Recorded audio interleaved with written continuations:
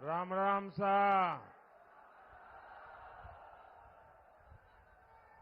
नवरात्रि के इन पवित्र दिनों में मुझे कैला मैया के चरणों में प्रणाम करने का अवसर मिला है। मैं मेदिनीपुर बालाजी, मदन मोहन जी और भगवान महावीर जी को भी प्रणाम करता हूं। आज महान समाज सुधारक महात्मा फुले जी की भी जन्म जयंती है। मैं उनकी पुण्य स्मृति को भी नमन करता हूं। साथियों, करौली धौलपुर की ये धरती भक्ति और शक्ति की धरती है। करौली उस ब्रज का क्षेत्र है जहां की रज भी सिर पर धारण करते हैं।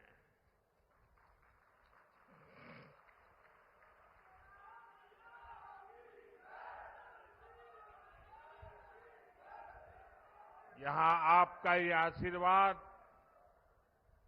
इतनी बड़ी संख्या में पधारे मेरा युवा साथी और शक्ति स्वरूपा माताओं बहनों का ये स्नेह देश के लिए बड़ा संदेश है। 4 जून को क्या परिणाम होगा वो आज करौली में स्पष्ट दिख रहा है।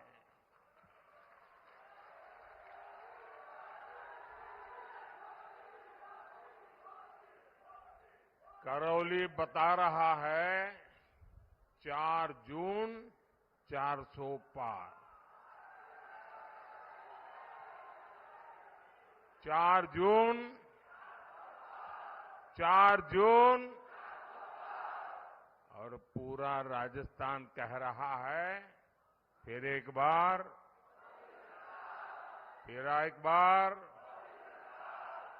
साथियों, 2024 का लोकसभा चुनाव कौन सांसद बनेगा या कौन नहीं बन सकता, इतने भर का नहीं है। ये चुनाव विकसित भारत के संकल्प को नई ऊर्जा देने का चुनाव है। पिछले 10 वर्षों में बीजेपी ने उन समस्याओं के समाधान निकाले जिन समस्याओं के आगे कांग्रेस ने हाथ खड़े कर दिए थे। कांग्रेस दशकों तक गरीबी हटाओ का नारा देती रही, लेकिन मोदी ने 25 करोड़ देशवासियों को गरीबी से बाहर निकालने का काम किया। कांग्रेस ने किसानों को उनके हाल पर छोड़ दिया, लेकिन भाजपा सरकार निरंतर किसानों को समृद्ध बनाने के लिए काम कर रही है। आज देश के 10 करोड़ किसानों को पीएम किसान सम्मान निधि मिल रही है। करौली धौलपुर के 3.25 लाख से ज्यादा किसानों के खाते में भी 700 करोड़ रुपए से अधिक भेजे गए हैं।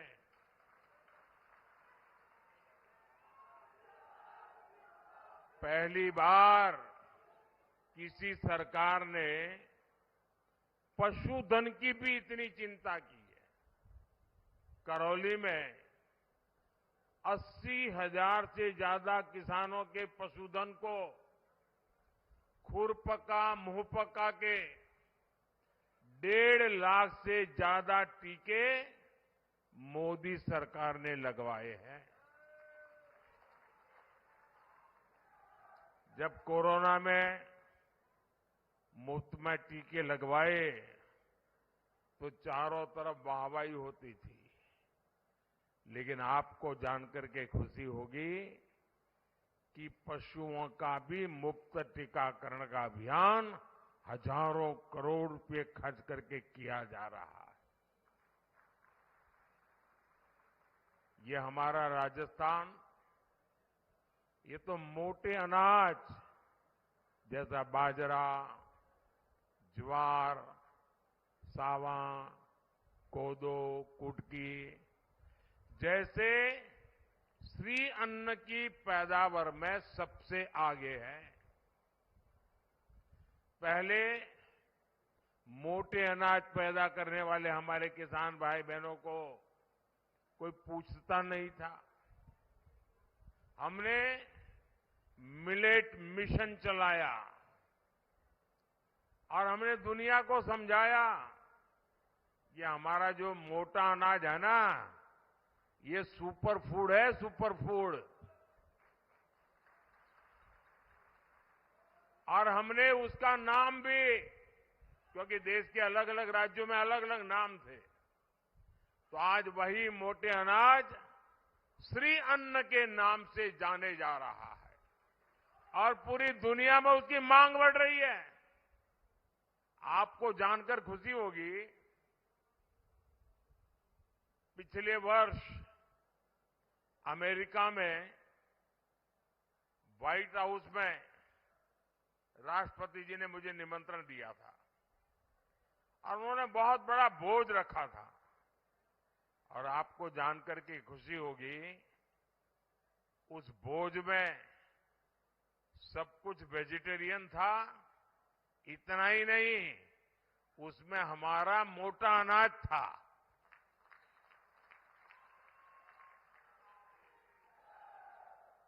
ये सुपर फूड, ये मोटा अनाज दुनिया में अपनी नई जगह बना रहा है।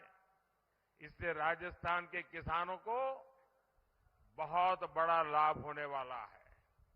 हमने national mission for oil seed शुरू किया है। इसमें भी करौली, धौलपुर की बहुत भूमिका होगी। साथियों, कांग्रेस ने दलितों, आदिवासियों और महिलाओं को भी न कभी अवसर दिए, न सम्मान दिया। भाजपा ने देश के 50 करोड़ से ज्यादा गरीबों के जनधन खाते खुलवाए। हमने 11 करोड़ परिवारों के लिए शौचालय बनवाए। भाजपा सरकार ने 4 करोड़ गरीबों को पक्के घर दिए और इनमें से अधिकतर लाभार्थी समाज के वंचित वर्ग के लोग हैं। ज्यादातर पीएम आवास घर की महिलाओं के नाम पर है। भाजपा ने करोड़ों बहनों को उज्ज्वला सिलेंडर देकर उन्हें धुएं से बचाया है। अब हम देश में 3 करोड़ लखपति दीदी बनाने के लिए काम कर रहे हैं।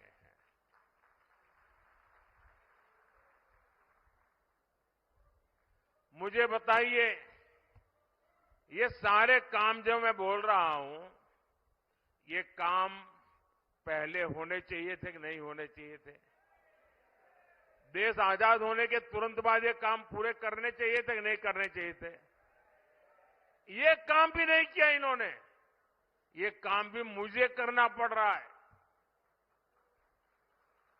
साथियों, हमारे दलित, आदिवासी, महिलाओं को कितनी पीढ़ियों की जिंदगी कांग्रेस की उपेक्षा के कारण तकलीफ से गुजर गई, लेकिन आज गरीब का बेटा 10 साल से प्रधान सेवक है तो गरीब को कितनी ही परेशानियों से मुक्ति मिली है।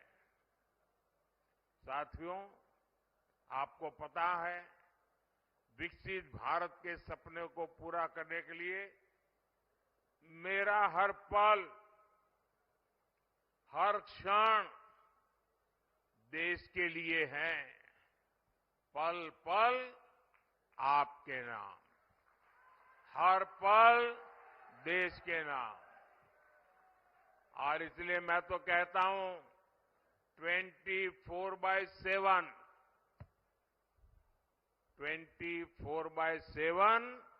फॉर 2047। साथियों, जो लोग हमारा घोर विरोध करते हैं, ये परिवारवाद और भ्रष्टाचार के दलदल में डूबी कांग्रेस जनता की मजबूरियों में मुनाफा खोजती है। राजस्थान में पानी के संकट को बड़ा बनाने वाली कांग्रेस ही है। केंद्र सरकार ने हर घर पानी पहुंचाने के लिए जल जीवन मिशन शुरू किया, उसमें भी कांग्रेस ने भ्रष्टाचार किया। आज हमारे प्रयासों से करौली धौलपुर के 1.5 लाख घरों में पानी पहुंचा है।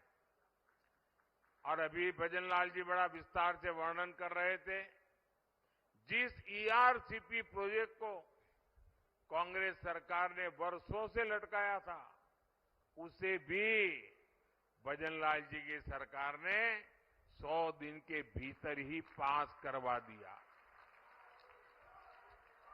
और इसका बड़ा लाभ करौली धौलपुर को मिलेगा। हरियाणा के साथ हुए समझौते से राजस्थान ने कई जिलों तक पानी पहुंचेगा। और मैं आपको बताना चाहता हूं, ये संभव इसलिए हुआ क्योंकि हरियाणा में भी बीजेपी की सरकार है और राजस्थान में अब बीजेपी की सरकार लाए, तो हमने मिलजुल करके रास्ता निकाला। केंद्र में भी हम बैठे थे। आपको याद होगा, हिंदुस्तान में बहुत सारे राज्य हैं जो पड़ोसी राज्य के साथ पानी के मुद्दे पर पिछले 30 40 साल से लड़ाई चल रही है। और वो पानी समंदर में जा रहा है, लड़ाई चल रही है। मुझे याद है, गुजरात में नर्मदा योजना, हमने कैनाल बनाई और बिना कोई झगड़ा, बिना कोई मनमुटाव गुजरात ने राजस्थान को जो पानी मिलना चाहिए वो कैनाल बनते ही पानी देना शुरू कर दिया। और गुजरात से सटे हुए जो जिले हैं वहां पानी पहुंच गया। और मुझे याद है, उस समय बड़ोसी शेखावत जसवंत सिंह जी गुजरात आए थे, मैं मुख्यमंत्री था, और उन्होंने मेरी बहुत बधाई की, बहुत अभिनंदन किया। मैंने कहा क्या है, आप तो मुझसे बड़े हैं। बोले जी, पानी देना एक कितनी बड़ी बात होती है और आपने पानी पहुंचाया है, राजस्थान कभी भी आपको भूलेगा नहीं। ये शब्द उस दिन थे। मैं गुजरात से आता हूं, पानी की दिक्कत क्या होती है मैं भली भांति समझता हूं। राजस्थान पानी की कैसी मुसीबतों से गुजरता है मैं भली भांति समझता हूं। और इसलिए समस्या का समाधान खोजने के लिए कोई न कोई रास्ते खोजते रहते हैं। हम हाथ जोड़ करके बैठे नहीं रहते। साथियों, कांग्रेस ने पानी में पैसा कमाने का पाप किया, बीजेपी ने उसे सेवा, जिम्मेदारी और जवाबदेही का काम मान करके पूरा किया।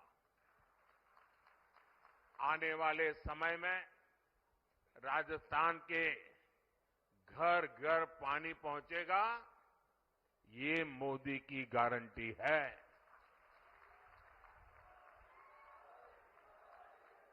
आपके सपने ही मेरा संकल्प है। साथियों, आप लोग मुझे भली भांति जानते हैं। इतने साल हो गए, मेरी जिंदगी को भी करीबी से जानते हैं। आपने मैं कैसे काम कर रहा हूं सब देखा है। आप सब ये जानते हैं कि मोदी आराम करने के लिए पैदा नहीं हुआ है,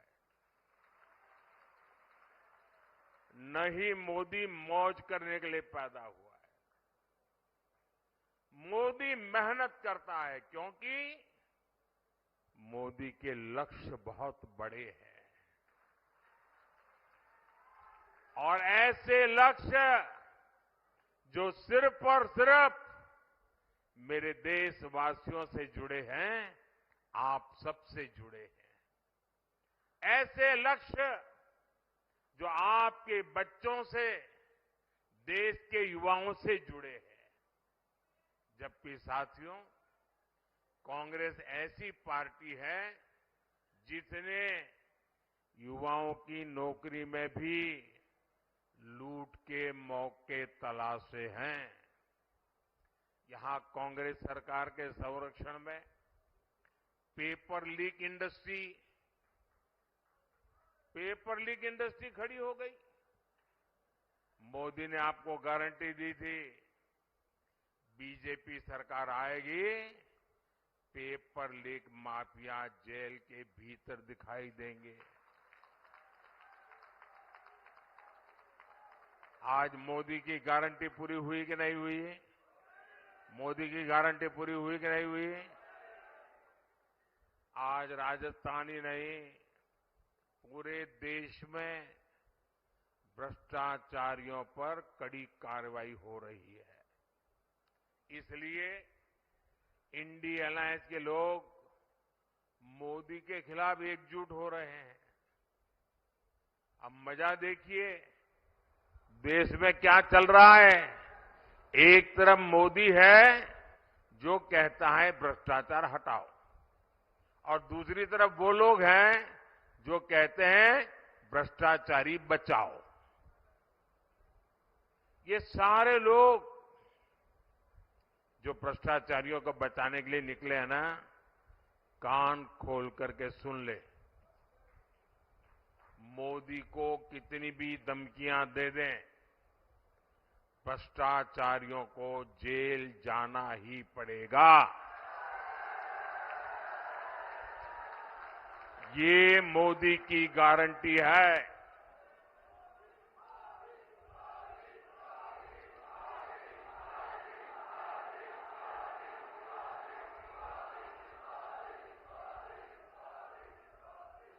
साथियों, 60 साल सत्ता संभालने वाली कांग्रेस के पापों की लिस्ट काफी लंबी है, लेकिन आज मैं राजस्थान की धरती से कांग्रेस का एक महापाप बताता हूं। ऐसा महापाप जिसकी कोई माफी नहीं है, कोई प्रायश्चित नहीं है। ये महापाप है राजस्थान के सम्मान और पहचान के साथ खिलवाड़ का। कांग्रेस ने राजस्थान में वोट बैंक के लिए तुष्टीकरण का गंदा खेल खेला। ये वो धरती है जो मदन मोहन जी के विग्रह की रक्षा के लिए अपने बलिदान देने के लिए तैयार हो गई थी। उसी धरती पर कांग्रेसी नेताओं ने तुष्टीकरण और भ्रष्टाचार के लिए मंदिरों को गिराकर उनकी जमीनें कब्जा की। यहां रामनवमी की शोभा यात्रा पर पत्थर बरसाए जाते थे। जिस राजस्थान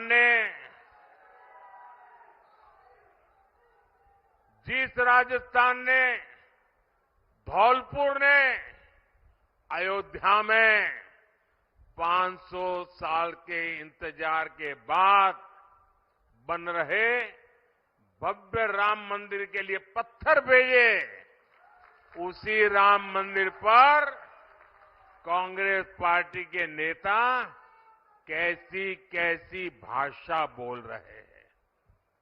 इन लोगों ने रामलला की प्राण प्रतिष्ठा का बहिष्कार तक किया।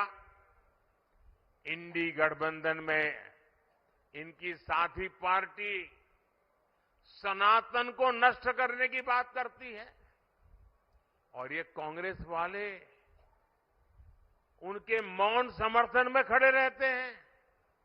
साथियों, आप बताओ, कांग्रेस का ये पाप माफी लायक है क्या?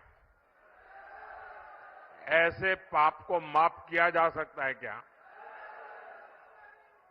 इन्हें सजा मिलनी चाहिए कि नहीं मिलनी चाहिए? सजा मिलनी चाहिए कि नहीं मिलनी चाहिए? और इस बार जब आप 19 तारीख को वोट देने जाएं ना, तो बटन दबाते समय बटन ऐसे दबाइए ताकि ये पापियों को सजा देने का आपको संतोष मिले।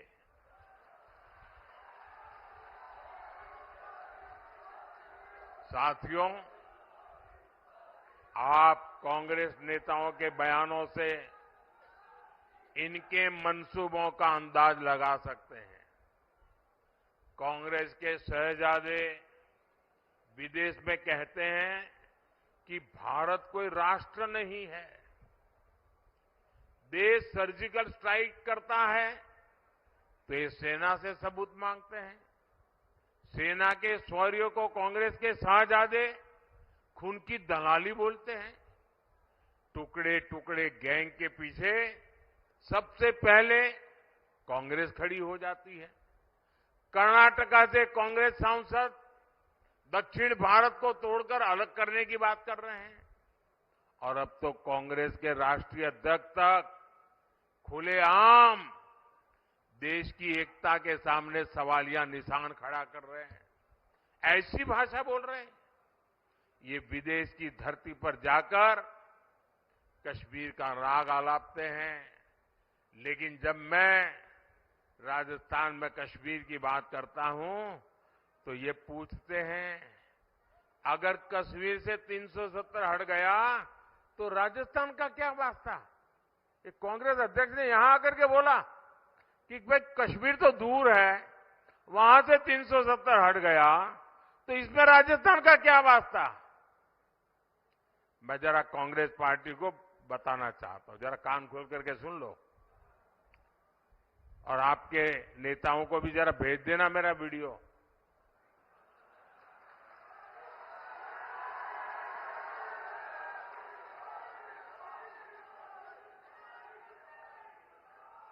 कांग्रेस के नेता समझ लें, राजस्थान का कश्मीर से क्या वास्ता है, ये जानना है तो राजस्थान के बलिदानी वीर शहीदों के घर जाकर के पूछो।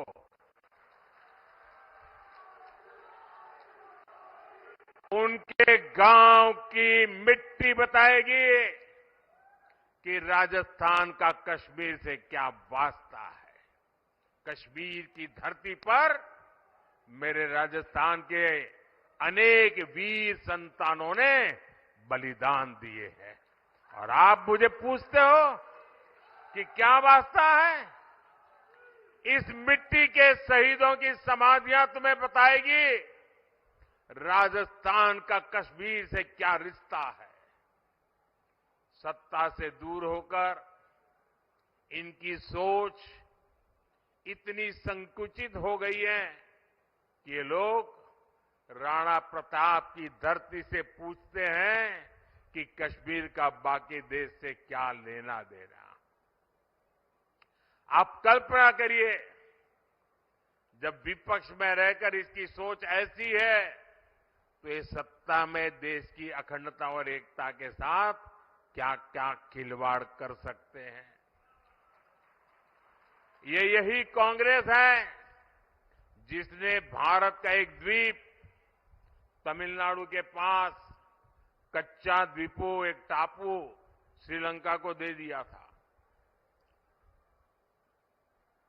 इस देश विरोधी कुकृत्य को कांग्रेस बेसब्री से जायज ठहरा रही है। कल ही कांग्रेस के एक बड़े नेता ने कहा है, कच्चा द्वीप जो द्वीप है, कच्चा द्वीपू, वो टापू है, क्या वहां कोई रहता है क्या? रहता नहीं तो क्या दे देनी है क्या? फिर तो ये रेगिस्तान को तुम क्या कहोगे कल? यही कहोगे कोई रहता है क्या? क्या कोई देश की सेवा ऐसे होती है क्या? ये तरीका है क्या? ये है इनकी मानसिकता। इनके लिए देश का खाली हिस्सा सिर्फ जमीन का एक टुकड़ा है। कल ये कांग्रेसी राजस्थान जैसे सीमावर्ती राज्य की खाली जमीन यही कहकर किसी भी देश को दे सकते हैं। कांग्रेस का सिर्फ इतिहास ही खतरनाक नहीं है, बल्कि कांग्रेस के इरादे भी खतरनाक है। साथियों, करौली और धौलपुर में 19 अप्रैल को मतदान है। बीजेपी ने बहन इंदुमती जाटव जी को अपना प्रत्याशी बनाया है। इंदुमती जी के पास अपनी पार्टी के कामों की पहचान है।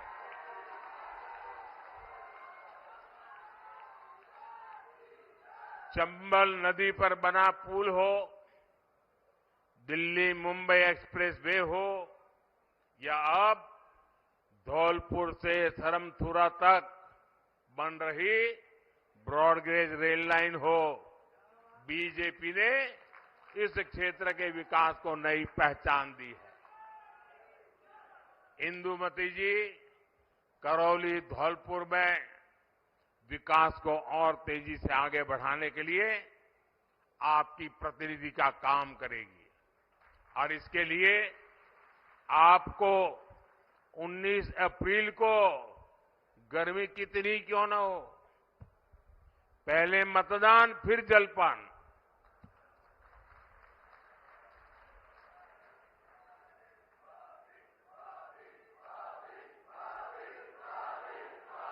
अच्छा मतदान के पुराने रिकॉर्ड तोड़ोगे आप?